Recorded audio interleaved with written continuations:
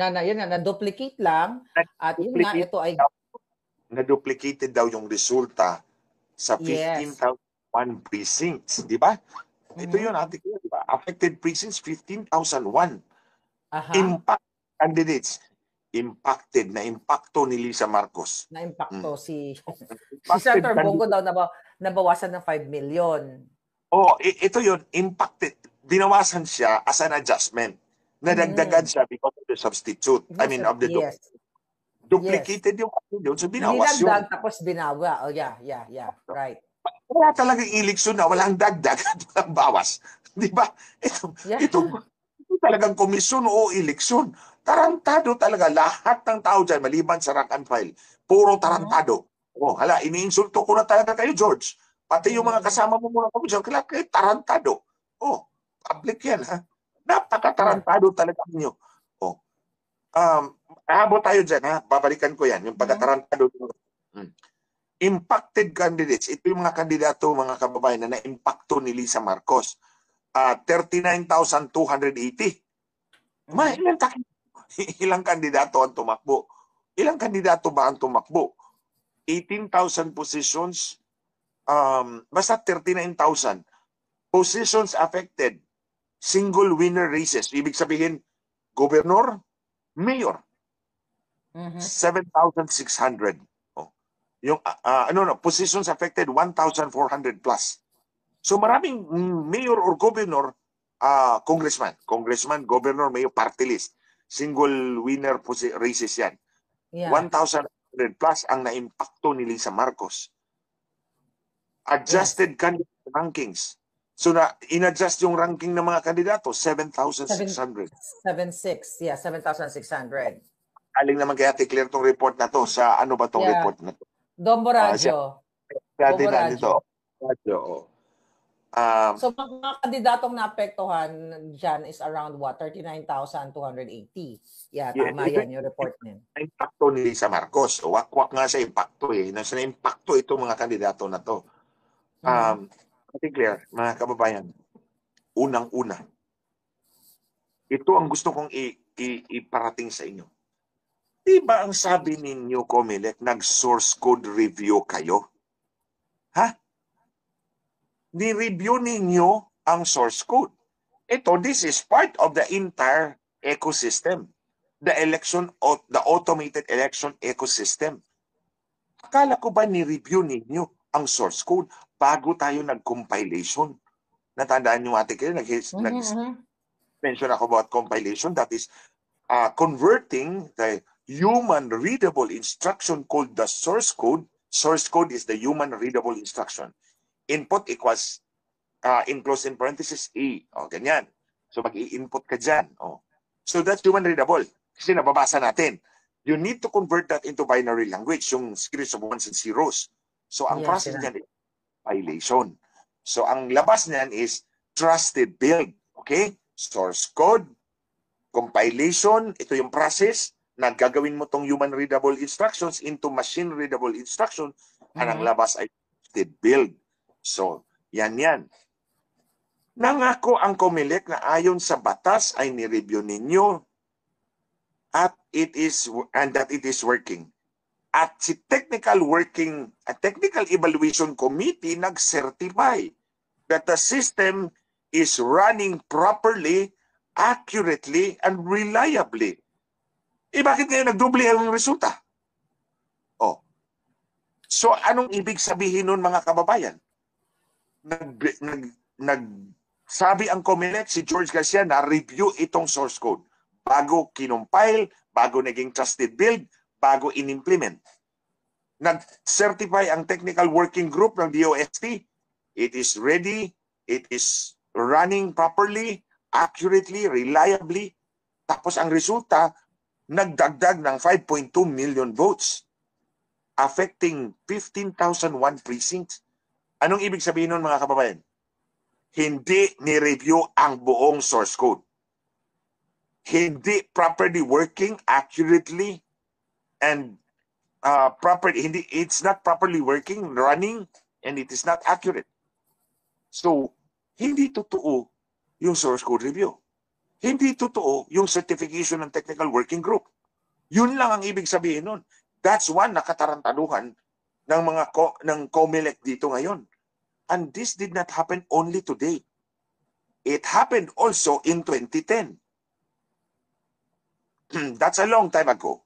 Pero, sa inyong kaalaman, Ate Claire, hindi ito nangyari ngayon lang. Nangyari na to sa Smartmatic. This is Miro. Kaya nga ang sabi ko sa inyo mga kababayan, whether it is Smartmatic or it is Miro, it is one and the same animal. It is one and the same system. It is one and the same process, automation process. They follow the same protocol. Yun pa rin yun. Kung dadayain mo, garbage in, garbage out. So, in 2010, ano nangyari? Canvassing din tulad nito ngayon. To give you a perspective, to give you a sense of history. 2010, nandun pa ako sa loob ng congressman pa ako noon. Kasi my term ended June 30, 2010.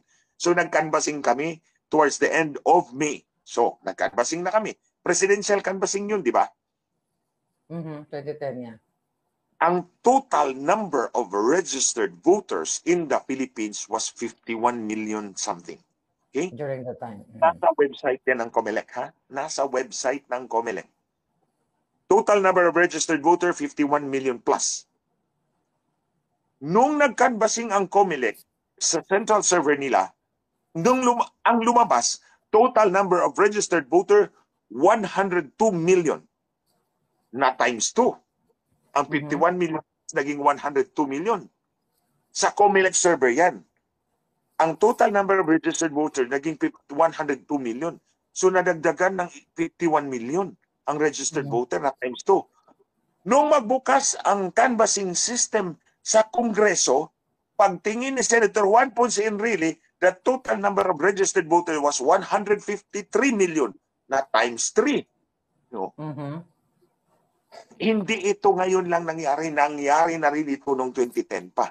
So, Smartmatic yun, ito Miro ngayon. So, anong ibig sabihin yan? So, nagduble, it is possible, nagduble dahil they were attempting to, or ginalaw. Kaya nadoble. Pero brother, yun nga, naniniwala ka ba na duplicate yung pag-forward ng video kasi ng result kasi 'di ba sabi nga natin kung may duplication dapat magtatanong yung machine na napadala mo na to, do you want to proceed to send this result again? So naniniwala ka ba na yun talaga yung kanilang dahilan na na-duplicate or ito ay another form of pangdaraya? No, I don't think na kinaligtaan nila yan. It was purposely done. Why? Bakit ko sinabi na hindi pwedeng kaligtaan yung duplication? Hindi pwedeng makaligtaan yung duplication. Bakit?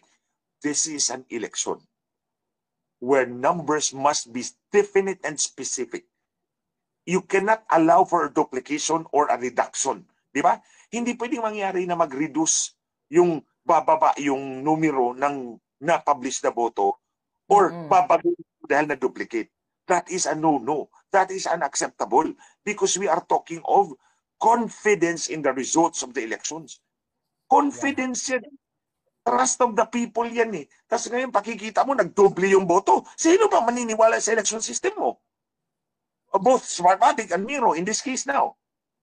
So hindi ako naniniwala na nakaligtaan to. This is purposely done. Kasi walang kumpanya in its right mind, ha? Walang kumpanya in its right mind will sell an automated election system na may possibility na magdoble yung resulta. May possibility na mabawasan yung boto na na-publish na. Di ba? Wala. Nobody.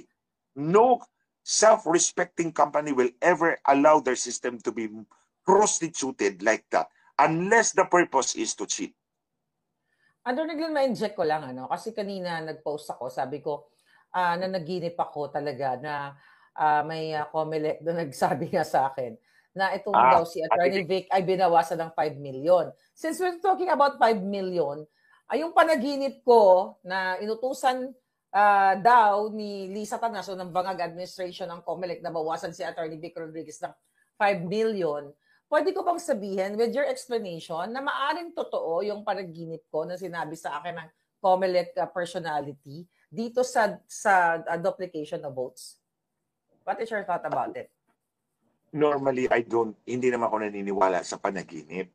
Mga kababayan, Yeah, I hindi know. ako naniniwala sa panaginip kasi it's a product of our mind. Pero there is one panaginip na I make an exception. Mga kababayan, very forthright about this. I'll be honest about you. Hindi ako naniniwala sa mga panaginip. Pero merong isang panaginip na pinapaniwalaan ko dahil alam kong totoo.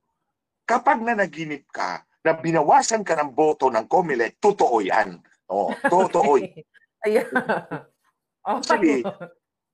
Especially given the circumstances na ang pinag-usapan natin ay si Attorney Vic Rodriguez.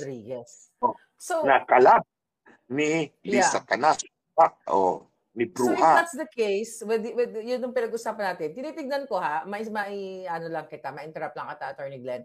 So sa ngayon, ito yung current, si Attorney Vic Rodriguez has 8,237,899 votes. So since pinaniniwalaan mo yung panaginip ko dahil nga we're talking about pandaraya sa election, so let's say for example, kung totoo yung panaginip ko at idagdag natin yung 5 million votes, okay, ay 5 million na based on my panaginip na ninakaw nila o binawas nila, dinagdag sa iba, so magkakaroon ng plus 13,237 si Attorney Vic Rodriguez. Then ang mangyayari, tignan natin ngayon yung boto nitong number 12.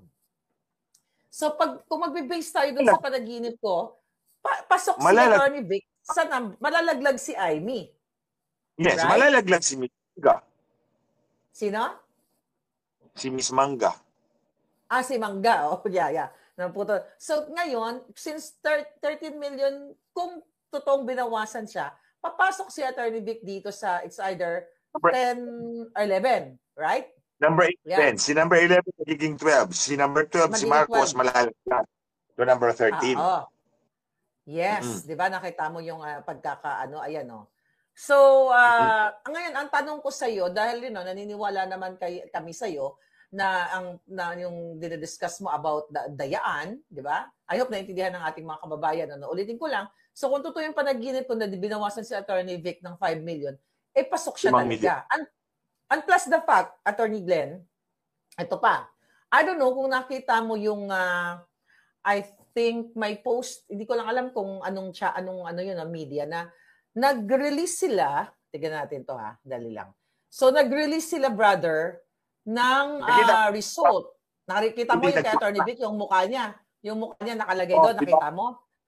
Si Bam Aquino, si Kiko nakalagay, pero si pangalan ni Attorney Vic. It's real, It's not edited. It's real. So, pag pinagdugtong-dugtong mo yung ganong circumstances, ano yung pwede mong ma-share sa amin? I think mga kababayan, where there is smoke, there is fire. Kapag may usok, may sunog. Itong nakikita natin ngayon, usok yan. Usok ng dayaan. So, minamaniobra na nila yung eleksyon. In fact, dito sa local sa Butuan, Ate Per, itong Butuan talaga. Bago natandaan mo yung test ballot number 9 at test ballot number 10, minention mo yan kagabi. Yes, minention ko kanina uli yan. Yeah. Oo. Test ballot number 9, test ballot number 10 sa Butuan City yan. Paglabas ng bago pa ang ihalan, ang pakalat ng kabilang grupo ay 15-0 ang kalalabasan ng eleksyon. 15-0. Yeah. Nag-text yung isang pastor sa akin, yung kaibigan ko. Sabi niya, Attorney, totoo talaga ang hula ni 15-0. 0 kami lahat, bukya kami lahat. Sila lang na lahat nanalo. Yung grupo ni Porton. Ching Plaza. Number 9 at number 10. Oo. So, naubos ang lahat ng kandidato ni Ching Plaza. From mayor all the way down to councilor. Walang nanalo. Mga kababayan, hindi ako naniniwala. this would be the fourth election na 15-0 palagi sa Butuan. Oh my gosh. 15-0 talaga, as in? Walang 15-0 nakapasok. for the fourth election ito. Wow. Well, hindi ako naniniwala. ay, bago pala ako mag-proceed, no, Attorney Glenn, ito nga pala. Ito yung sinasabi ko, mga kababayan, ano. Ito yung pinost nito ni Pambansang Dalaga. Ito, hindi po edited ito yan sa Nightline News. So kung makikita ninyo, ito number 5, di ba? Ito number 5 si Kiko Pangilinan, pero ang mukha naman ni Attorney Vic nakalagay. Tapos dito number 2, Attorney Vic Rodriguez, tapos si Bam. So anyway, ang mahirap kasi dito, brother, alam naman natin, naniniwala naman talaga tayo na may dayaan tuwing halalan. And plus, doon sa mga in-expose mo, sa challenge mo dito kay Lisa Marcos na inakusahan mo siya na nagdaya siya noong 2022 ni isang kaso ayaw kang filean. Even the COMELEC, di ba? Takot sila sa iyo. So, malinaw na takot sila dahil may hawak ang ebidensya. Alam ko na magkasama tayo sa electoral protest, di ba nga? I know how expensive it is na mag-file ng protest. So, kung ako lang actually mayaman, marami akong pera, pupondohan ko si attorney. Kung ako this is just for conversation, ano? Kung sobrang dami akong pera, pupondohan ko kung sino man na kandidato na, sige, ito, bigyan ka ng pera, mag-electoral protest ka. Kaso, it's expensive. So, ngayon, ang gusto kong puntuhin dito, I don't think na Attorney Vic will file a case, file an electoral protest with regards, kunyari, na totoo yung panaginip mo na talagang binawasan siya ng 5 million votes. Alright? So, anong pwede niyang gawin? Para at least man lang, mabigyan ng justice yung mga bumoto sa kanya. Kasi, hindi perfect yung election. Talagang may mga nangyari. Nawala yung signal. Wala yung signal ko. Attorney Glenn, you're still, narinig pa rin kita. Okay. Okay. Sandali. You're good. Ate Claire. Good. Ate Claire. Hello? Yes. Ang signal ko nandun sa telepono ni Jimmy. Lilipat ako sa signal sa hotel. I'll be out in a while and then I'll come back. Okay. So, yeah. All right. Wala. Okay, so yung mga babayan. Okay. So, andyan ka pa rin. Live ka pa rin. Okay na. Okay, go ahead. Oo nga, okay. Okay.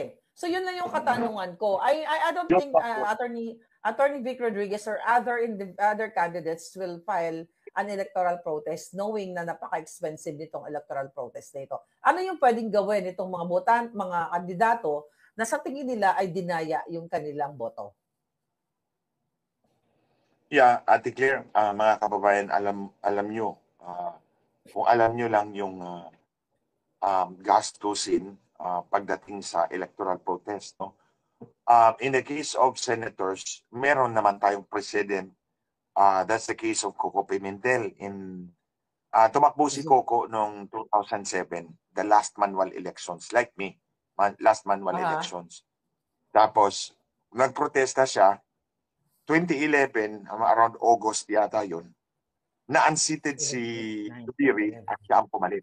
So, meron siyang around almost 2 years na natira. So remember, 6 years yung term.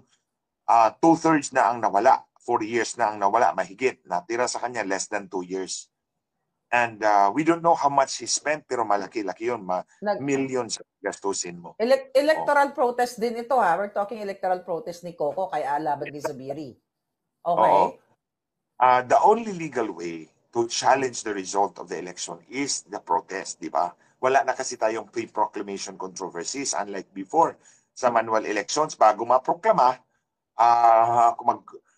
questionin mo lahat yung manner of composition of the board, yung conducting of the votes. So, pre-proclamation controversies yan. Kaya matagal yung proclamation dati kasi nga lahat ng magic na gagawin ng abogado. So, wala na yan ngayon. The only avenue there, kung ito meron tayong ito, nakita natin yung ebidensya ng dayaan or telltale signs ng pagdaya. Aha. Kaya nga kampante ang COMELEC at Smartmatic. Ay, COMELEC at ang election provider nila. Yeah. Nandayain yung election natin dahil wala ng avenue to legally open the ballots except through an expensive election protest. And then, sino naman ang magdidesisyon? Well, for cities and provinces, ang may jurisdiction, ang COMELEC. Eh di wala talaga papanalunin. Kung magpoprotesta Yeah. po kayo sa... Huwag na lang po kayo magprotesta kasi hindi naman kayo papanalunin. Kahit anong mangyari, kahit pabuksan yung balutan nyo, hindi kayo papanalunin. For contests in cities, mayor, government, provinces, so dyan yan sa COMELEC. Kung congressman doon ka sa HRET, House of Representatives Electoral Tribunal, in the case of the Senate, sa Senate Electoral Tribunal. So yun nga, sabi ko, in recent memory, si Coco lang ang nakalusot. But I believe that was also, may politika yon, may halo yung politika at that time. So, ngayon, kung we cannot anymore, in other words, yung electoral protest is not a viable option for the candidates and for the people. Kasi it's expensive, it's time-consuming, and wala kang kasiguruhan na mananalo ka. Kasi nga, kontrolado ng sindikato yung buong dayaan, yung buong ecosystem ng dayaan. So, kaya malakas ang loob nila talaga mandaya pala talaga. Malakas ang loob. Kaya nga malakas ang loob declare, mga kababayan, and the more that we fail to stop them, the more they become emboldened and the more they cheat us with impunity. Kasi alam nilang wala tayong kapatawaran unless we're able to arrest this slide in our democracy na dinadaya yung boto natin. So, going to the question ni Ate Claire, anong magagawa natin? Hindi natin kaya yung electoral protest. Sa mga kandidatong sa tingin ninyo ay dinaya kayo, ang payo ko talaga sa inyo is kunin ninyo, i-request ninyo sa COMELEC yung audit log ng mga machines, voting machines, at yung audit log ng canvassing server dyan sa munisipyo ninyo. And then you give it to us so we can analyze it. Or kung meron kayong COE, Certificate of Canvass, ipadala nyo sa amin. Pwede nyo ipadala kay Ate Claire, padala nyo sa amin and we will go over it to check for statistical improbabilities. So yun. Ito yung magagawa natin, mga kababayan. Statistical improbabilities. For example, ang kandidatong nanalo ay constant yung ratio ng boto niya bawat presinto. Palagi siyang nananalo ng 200, 200, 200, 200. Tapos yung kalaban na nanalo ng 50, 40, 50, 40, ganun. Pwede nating makita yan. At kung makakita tayo ng pattern, that is already evidence by itself. So hindi na natin kailangang buksan yung balota. If we are able to show overwhelming evidence, then that's the time we should really rise up and put a stop to this shenanigans ng COMELEC. So ang payo ko sa ating mga botante, kandidato, una you can provide us the certificate of canvass. Yung kompleto ha, certificate of canvass. You are entitled to that after proclamation. In fact, itong sa Lapu-Lapu, tinexan ko na yung election officer eh. Hindi na ako sinagot. Naproklama na yung kanilang kandidato kaninang alas 4 yata ng umaga. And the certificate of canvass should be available by now. Tinexan ko sa Atty. Lamban, nasaan na yung certificate of canvass? Eh hanggang ngayon, hindi pa ako sinasagot. Eh baka mag-file na lang tayo ng complaint kung ganyan. Mga kababayan, sa mga kandidato natin, humingi kayo ng copy ninyo ng certificates of canvass. Nandoon, ito yung summary ng resulta ng bawat presinto sa ating munisipyo. Padala nyo kay Ate Claire and then I'll find a way to get it from her. We will analyze it. The other one is mag-request kayo ng audit log ng mga makina sa presinto. Doon ninyo makikita namatay yung makina. O namatay yung makina or nag-jam yung makina, ilang papel ang nag-jam o ganito, ganyan. Makikita nyo yan dyan if you know how to read it. And then yung audit log din ng server sa munisipyo, yung laptop doon na nagkakanvas. Ibangga natin yan para makita natin yung ebidensya. And then when we are able to get this, we will disclose this to the public. Ang tanong, ibibigay ba ni George Garcia? Ang giit ninyo dyan, this is a public document. This is a public document, an election document. You give it to us because we are stakeholders. And we have the right to this kind of information. Kasi pag hindi naman binigay ng COMELEC, alam nyo na, mga kababayan, na ayaw nilang